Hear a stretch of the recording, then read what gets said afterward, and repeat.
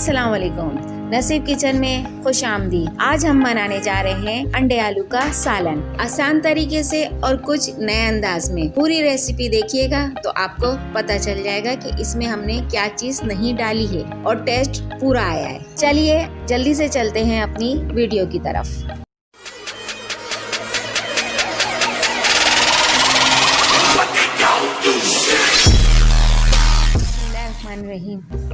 हमने तकरीबन आधी प्याली घी लिया है।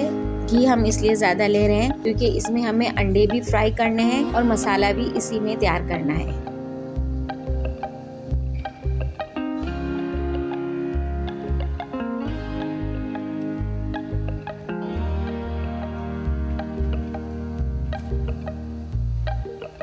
अब इसमें अंडे फ्राई करेंगे।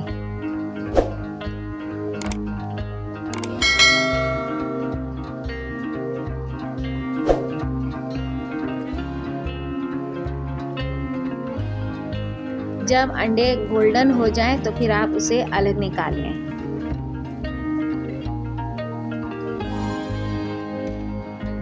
अब इसी घी में हमने 3 बड़े साइज की प्याज पीस कर शामिल कर दी।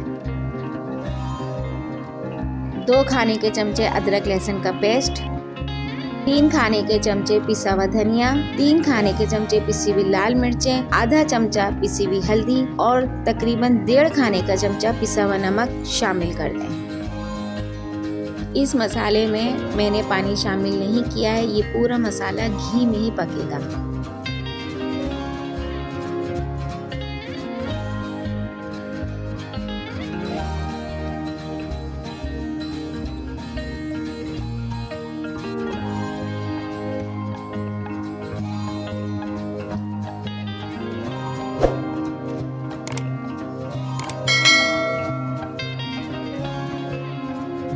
ये देखें, जब मसाला खूब अच्छी तरह भून जाए और सारा तेल ऊपर आ जाए तो फिर आप 3 से 4 अदद आलू जो कच्चे हैं वो इसमें शामिल कर दें।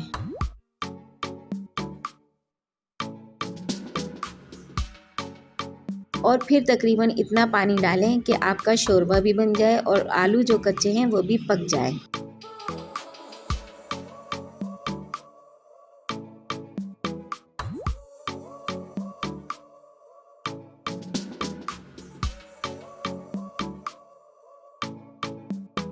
और जो हमने अंडे फ्राई किए थे वो इसमें शामिल कर दें।